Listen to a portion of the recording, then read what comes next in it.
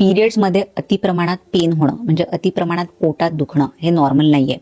हा तुमच्या बॉडीचा एक सिग्नल असू शकतो की तुमच्या शरीरामध्ये काहीतरी प्रॉब्लेम चालू आहे. तर सर्वात आधी आपण कारण जाणून घेऊया की कशामुळे पेन होऊ शकतं. बघा, शरीरामध्ये प्रोस्टाग्लॅन्डिन नावाचं एक केमिकल असतं. जेव्हा पण ते तयार होतं तेव्हा शरीरामध्ये पेन होतं आणि हे जेव्हा प्रोस्टाग्लॅन्डिन जास्त प्रमाणात तयार होतं तेव्हा युट्रस म्हणजे गर्भपिशवीमध्ये कॉन्ट्रॅक्शन्स वाढतात आणि म्हणूनच पेन जे आहे ते वाढतं. आणि युजली हे कशामुळे होतं?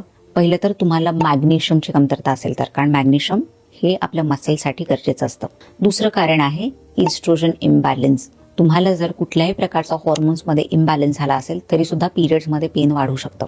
तिसरं कारण आहे स्ट्रेस. त्यानंतर चौथं जे कारण आहे ते म्हणजे तुम्हाला गटचा कुठलाही प्रॉब्लेम असेल, म्हणजे पोटाचे काहीही विकार असतील तरी सुद्धा तुम्हाला पिरियड्समध्ये पेन वाढू शकतं. त्यानंतर काही गर्भपिशवीचे आजार आहेत, जसं की युटराईन फायब्रॉइड, ॲडिनोमायोसिस, एंडोमेट्रियोसिस. या आजारांमध्ये सुद्धा पिरियड्समध्ये खूप अतिप्रमाणात पेन होतं. काही मुलींना तर खूप जास्त क्रॅम्पिंग होतं, उलट्या आणि चक्कर सुद्धा येते. तर बेसिकली ह्या गोष्टी नॉर्मल नाही आहेत. आता मी तुम्हाला सांगणार आहे 3 असे उपाय जे तुम्हाला पिरियड्स पेन कमी करण्यासाठी मदत करेल.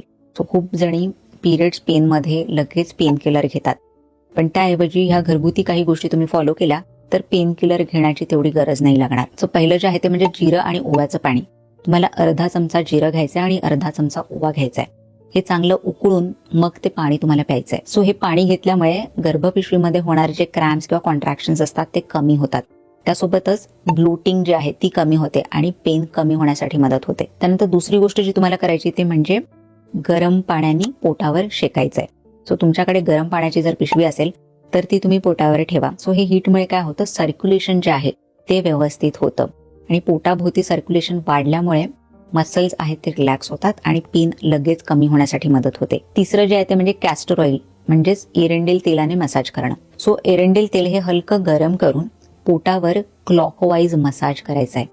ह्यामुळे काय होतं, शरीरातील सूज कमी होते, स्पेशली गर्भपिशवीमध्ये किंवा मसल्समध्ये जर सूज असेल तर ती कमी होते आणि क्रॅम्प सुद्धा लगेच कमी होण्यासाठी मदत होते. आणि ह्यासोबतच जर तुम्ही मॅग्नेशियमचे सप्लिमेंट्स नियमितपणे घेतले तर पेनफुल पिरियड्सचा जो प्रॉब्लेम आहे तो कमी होण्यासाठी किंवा कम्प्लिटली ठीक होण्यासाठी सुद्धा मदत होते. कारण मॅग्नेशियम जे आहे ते प्रोस्टाग्लॅन्डिन या केमिकलला नियंत्रणात आणतं आणि मग पेन कमी होतं. सो तुम्हाला सुद्धा पिरियड्समध्ये अतिप्रमाणात पेन होत असेल तर मला कमेंट सेक्शनमध्ये जरूर सांगा आणि त्यासोबतच हा व्हिडिओ जो आहे तो सर्व महिलांसोबत नक्की शेअर करा.